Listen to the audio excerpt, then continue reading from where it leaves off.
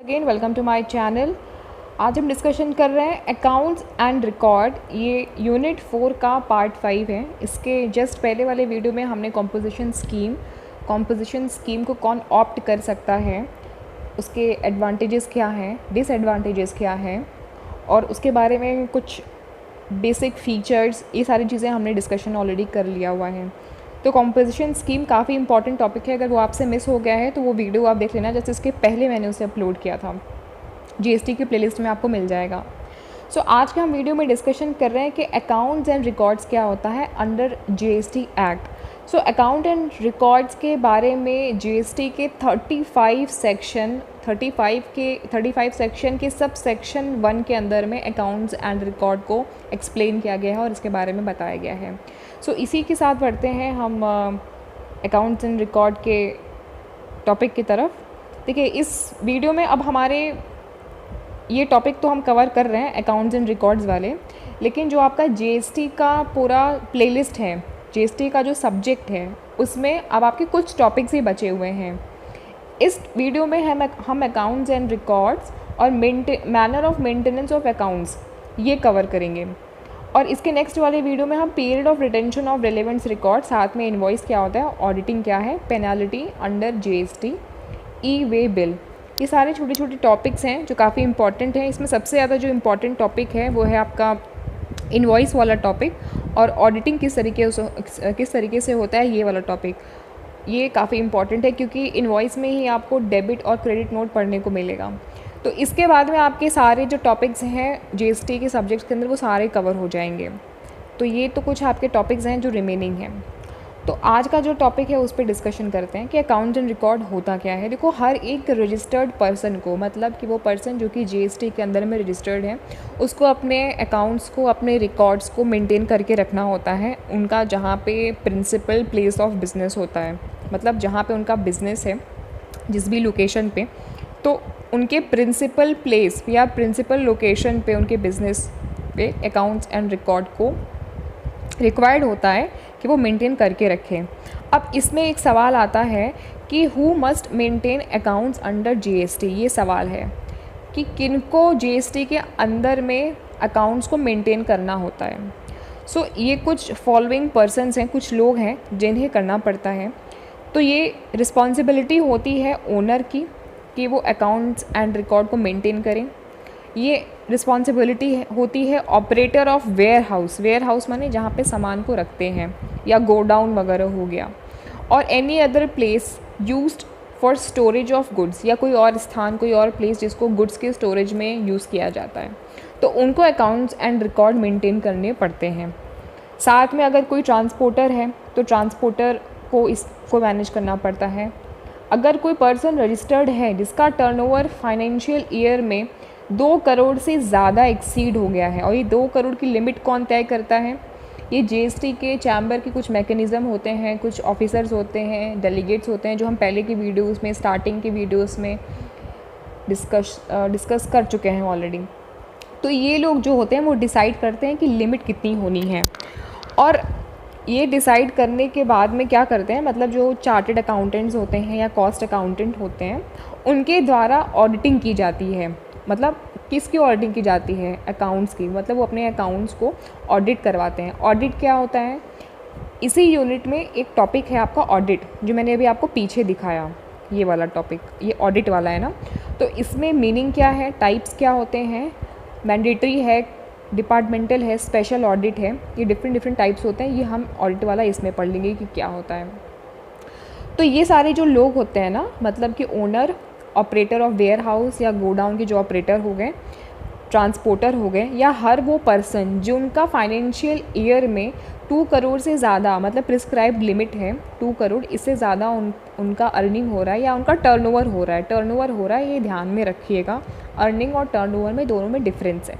Turnover माने कि इतना इनका आ रहा है और इतना इनका जा रहा है, मतलब ये इतना मेंटेन है, ये बेनिफिट नहीं हो रहा है। मतलब 2 करोड़ का इनका बेनिफिट की बात नहीं हो रही है, अर्निंग की बात नहीं हो रही है, मतलब इतना इनका ट्रांजैक्शन जो है वो सर्कुलर वे में ट्रांजैक्शन हो रहा है।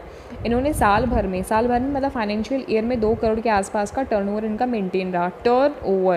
टर्नओवर का मतलब कि जो चीज़ आपकी एक एक साइकिल में बनी हुई है। 2 करोड़ का आपका बिज़नेस साइकिल पूरा बना हुआ है, उतना आ रहा है उतना जा रहा है। तो ऐसे लोगों को क्या होता है कि चार्टर्ड अकाउंटेंट के थ्रू में या कॉस्ट अकाउंटेंट के थ्रू में अपने अकाउंट्स को टाइमली ऑडिटिंग करानी होती है। क्यों करानी है?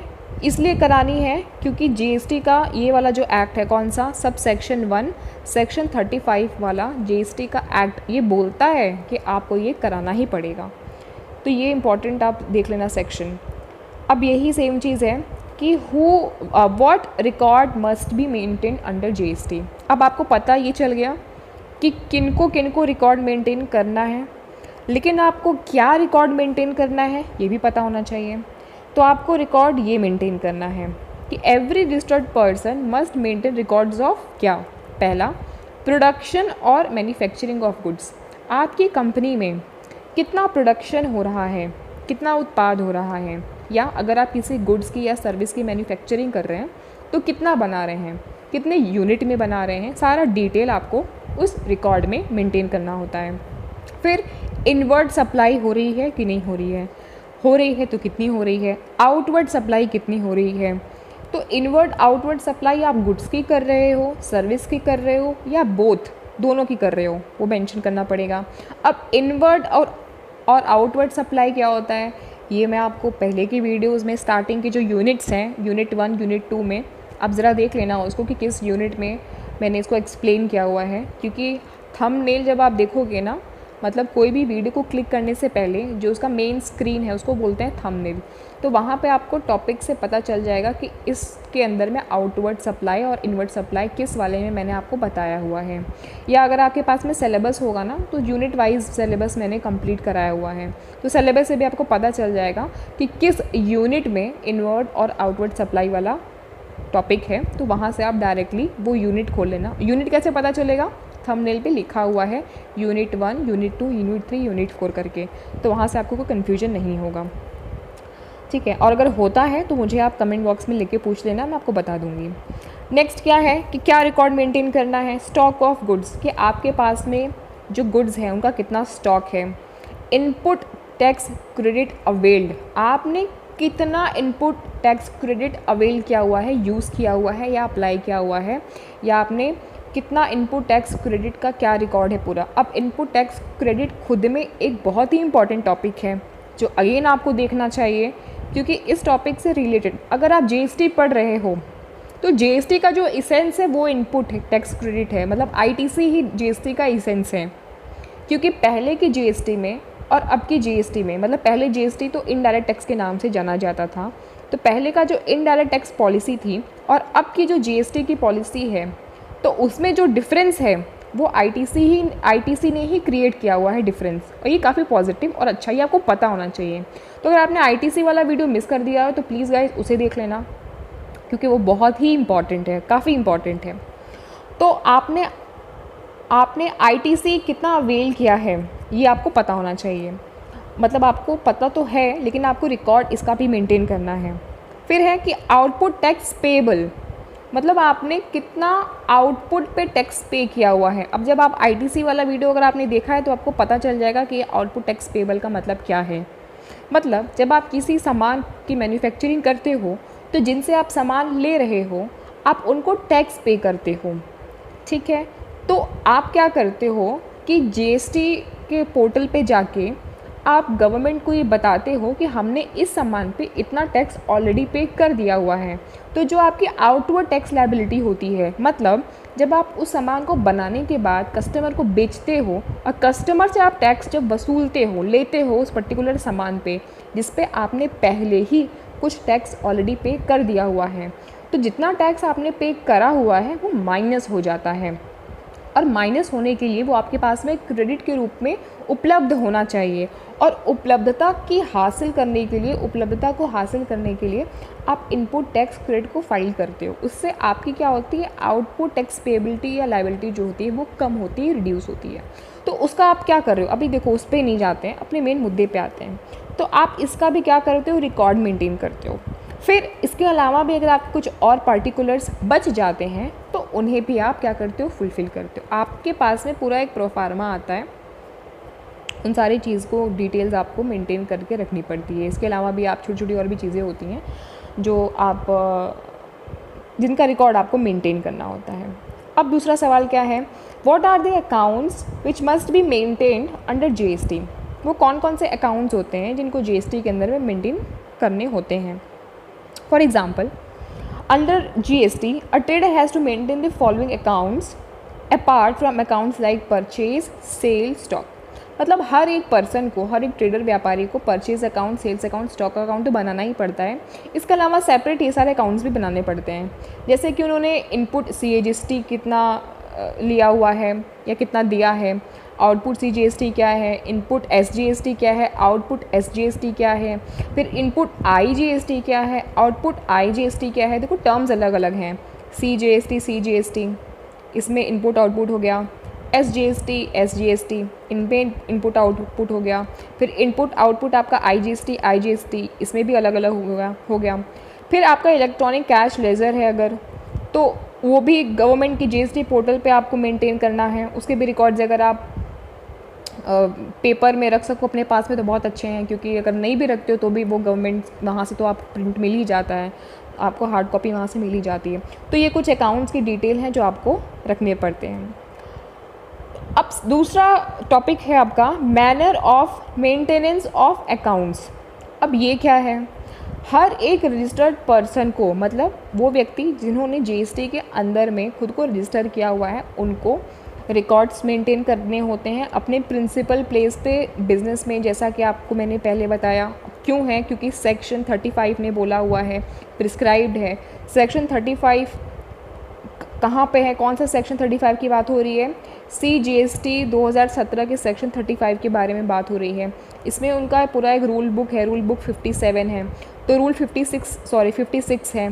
तो इसके अकॉर्डिंग रूल 56 ऑफ सीजीएसटी के अकॉर्डिंग 2017 के अकॉर्डिंग आपको ये मेंटेन करना है। मतलब manner of maintenance of accountants, मतलब कि मेंटेनेंस ऑफ अकाउंटेंट्स की जो बात कही गई हुई है कि किस मैनर में, किस तरीके से आपको मेंटेनेंस ऑफ अकाउंट पे काम करना है, तो ये रूल 56 के अंदर में सेक्शन 35 के अंदर में बोला गया हुआ है।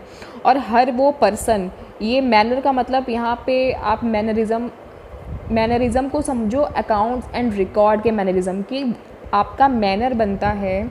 आपको ये मैंडेटरी है कि अगर आपका लिमिट जो है 2 करोड़ से ज़्यादा फाइनेंशियल आपने ईयर में एक्सीड कर लिया हुआ है, तो आपको वहाँ पे आपके जो कॉस्ट अकाउंटेंट है या चार्टर्ड अकाउंटेंट है, उनके थ्रू आपके अकाउंट्स को ऑडिटेड होना चाहिए और आपको ये मेंटेन करना होगा। तो ये manner of maintenance of accounts हैं। फिर उसके बाद में यही सेम चीज़ जो हमने लिखा है ये वापस से रिपीट हो गया है। इसको थोड़ा सा और एक्सप्लेन मैंने यहाँ पे थोड़ा सा किया हुआ है, बट मुझे नहीं लगता है कि इसको अलग से आपको एक्सप्लेन करना चाहिए, क्योंकि आपने 2 टॉपिक अलग से दिया हुआ था। मैं वापस दिखा देती हूँ कि आपकी बुक में 2 टॉपिक दिया है, accounts and record, manner of maintenance of accounts. तो 2 अलग अलग टॉपिक दिया हुआ है, इस वजह से थोड़ा सा मैंने इसको और क्लैरिफाई करने के लिए यहाँ पर आपको मैंशन कर दिया हुआ है। हालाँकि चीज़ थोड़ी अलग है, फटाफट देख लेते हैं कि किन की रिस्पॉन्सिबिलिटी होती है। ओनर में कौन आ जाएगा, ओनर मेरे से मैन्युफैक्चरर हो गए। थोड़ा सा एक्सप्लेन करने के लिए मैंने इसको और एक स्लाइड ऐड कर दिया हुआ है, क्योंकि पिछले वाले में इसमें आप देखोगे तो इसमें ओनर सिर्फ लिखा हुआ था, लेकिन ओनर के आगे और कुछ लिखा हुआ नहीं है। ठीक है, तो थोड़ा सा मैंने इसको और एक्सप्लेन कर दिया है कि एग्जामिनेशन में आपके पास में लिखने के लिए सवाल आता है एग्जाम में, तो आपके पास में कुछ पॉइंट होने चाहिए। ओनर मानने से कि मैन्युफैक्चरर हो गया, सर्विस सप्लायर हो गया या ट्रेडर हो गया, operator of warehouse, godown down और इन इधर, ये तो आपको पता ही है, ये वाला भी आपको पता ही है। सो गाइज़, ये कुछ आपके इम्पॉर्टेंट और काफ़ी इम्पॉर्टेंट टॉपिक था। इसके बाद आपका इसी में एक टॉपिक और बचता है, और वो टॉपिक है कि period of retention of relevant record.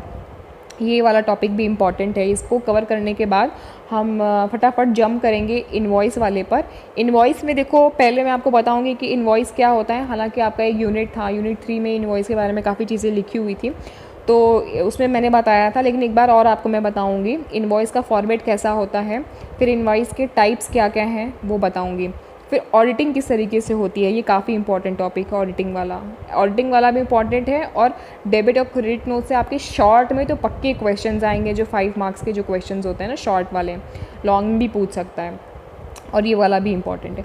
देखो, आपको पता सब कुछ होना चाहिए, क्योंकि एग्ज़ामिनेशन में कहीं से कुछ भी पूछ सकता है, तो ऐसा ना रहे। हमेशा मैं चाहूँ तो किसी भी टॉपिक को फटाफट बता के 3 से 5 मिनट में ख़त्म कर सकती हूँ, लेकिन मैं आपको एग्जांपल्स इसलिए देती हूँ ना, क्योंकि एग्जांपल से दिमाग में वो चीज़ें बैठ जाती हैं, फिट हो जाती हैं। एग्ज़ाम में आपको और कुछ नहीं भी याद रहा, एग्जांपल से याद रहा, तो आप अगर लॉन्ग क्वेश्चन पूछ लिया, शॉर्ट क्वेश्चन पूछ लिया, तो आपने अगर एग्जाम्पल भी लिख दिया तो मोर देन एनफ आपने कर दिया। क्योंकि एग्जाम GST जो आपका पेपर है, इसमें आप कितना सेक्शन लिखोगे, कोई इसमें तो 2-3 लाइन के डेफिनेशन होते हैं ना, तो उनको आपको एक्सप्लेन करने के लिए एग्जांपल्स डालने ही पड़ते हैं। 2-4 वर्ड्स को उठा लिया, तो इसी ट्रिक्स आपने अपना ली, बोल्ड स्केच पेन में आपने लिख दिया, अच्छे से डायग्राम बना के एक्सप्लेन कर दिया, और एग्जांपल्स में आपने उसको थोड़ा सा बढ़ा के लिख दिया, बस हो गया। और एग्जाम्पल क्या होता है ना, आपकी रियल लाइफ में जो एग्जाम्पल्स आप सुनते हो या जो देख रहे हो वही काम आते हैं। डेफिनेशंस के अपार्ट में बात कर रही हूँ। सो आई होप कि आपको ये वीडियो पसंद आया। इसके बाद हम नेक्स्ट टॉपिक को जल्दी कवर करते हैं। वीडियो पसंद आया तो लाइक कर लेना, फ्रेंड्स के साथ में शेयर कर लेना, चैनल को सब्सक्राइब नहीं किया है तो सब्सक्राइब भी कर लेना। Thank you guys.